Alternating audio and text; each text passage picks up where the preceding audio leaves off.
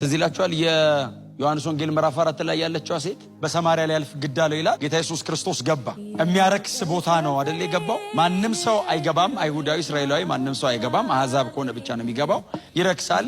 ጌታ ኢየሱስ አይረክስም። እንደምታውቁት ኢየሱስ ሰማርያ ሲገባ ሰማርያን ይቀድሳታል እንጂ እሱ አይረክስም። ከከተማይቱ የማርከስ አቅም ይልቅ የሱ የመቀደስ አቅም ይበልጣል። ስለዚህ በጣም ደክሞታል እና ገባና ውሃ መቅጃ ቦታው ጋር ጋደም አለ ይላል። እሱ በዛ ሰዓት የመጣው ያቺን ሴትዮ ቀጥሎ በሷ በኩል ከተማውን ፈልጎ እና ሴትዮዋ መጣ ጣሷን ልካ በገመድ እየጎተተች አወጣች። በጣም ትሁት ነው እና ጠጋላትና አንቺ ሴት አላት። አቤት ስትል ውሃ ጠጪኝ።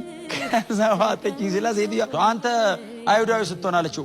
ማንነቱ ጋር መጣች። እንዴት ሰማርያት ከሞ ለዛውም ከኔ አለችው። እናንተ ወንድ አይሁዳዊ እኮ ሴት አይሁዳዊ እኮ አይጨብጥም። አንተ አልፈ መተ ወንድ ሰማርያዊ ማይጨብጠኝ እኔ ኃጢአተኛዋን ሴትዮ አንተ አይሁዳዊ ሰውዬ እንዴት ታወራኛለህ? ህብረት እኮ የለንም ማለት ጌታ እንደዚህ አላት። ውሃ ጠጪኝ የሚልሽ ማን እንደሆነ ብታቂ አንቺ ራሱ ትለምኙ ነበር፣ እሱ ሆድሽ ውስጥ ወንዝ ከፍቶልሽ ከመመላለስ ይገላግልሽ ነበር አላት። የመጀመሪያ መረዳቷ ተራ አይሁዳዊ ነው። እንዲህ ስታይ አንተ አይሁዳዊ ስትሆን የቁርጭምጭሚት መረዳ አንድ ሺህ ለክቶ ቁርጭምጭሚቷ ጋር ጣሳ ውሃ እየጠየቃት ስለ ወንዝ ነው የሚያወራው። ውሃ ጠጪኝ ያለ ወንዝ ልስጥሽ ይላል።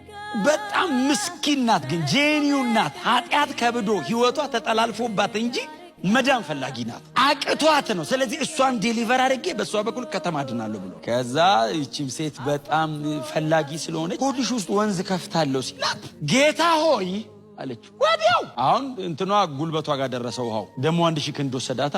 ስለ ህይወት አይደለም ወሬዋ።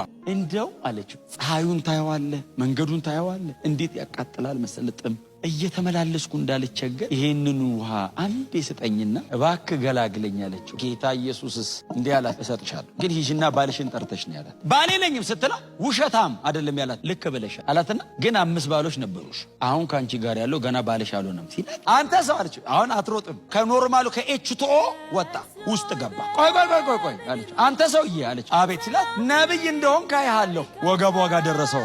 አንድ ጥያቄ አለኝ አለችው። ስሙኝ ምንድነው ጠይቅኝ አላት። እሷ ሐሳብ አይሰጥም። ሁሉን የሚችል አምላክ ነው። ምንም ነገር የሚመልሳል። የዘላለም አምላክ ነው። ዕውቀቱ ፍጹም ነው። ለአባታችን ለያዕቆብ እግዚአብሔር በዚህ በገሪዛን ተራራ ላይ ስለተገለጠ አለችው። እኛ ሰማርያን ስግደት እዚህ ነው እንላለን፣ እናንተ አይሁዳውያን ደግሞ ቤተ መቅደሱ ባለበት በኢየሩሳሌም ነው ትላላችሁ። ለመሆኑ ልኩ የቱ ነው? እስቲ አንተ አስረዳኝ ስትለው ጌታ ኢየሱስ እዚህም እዛም የማትሰግዱበት ጊዜ መጥቷል። እግዚአብሔር በእውነትና በመንፈስ የሚሰግዱለትን ይፈልጋል። እግዚአብሔር ከተራራና ከቤተ መቅደስ ወጥቶ ሰው ውስጥ ገብቷል አለ። ይሄንን ሲላት ይሄንንማ አንተ አትነግረኝም ማለት አንተ እኮ ነብይ ነህ። ይሄንንማ የሚነግረን ክርስቶስ የተባለው መሲህ ሲመጣ ነው። ይሄንን ስትለው ጌታ ኢየሱስስ የሚያናገርሽ እሱ እኔ ነኝ ሲላት ምንጩ ፈነዳ። ሆዷ ውስጥ ተጥለቀለቀች። እማልሻገረው ሆነ ማለት እኮ ይሄ ነው። እንሰራዋን ጣለች።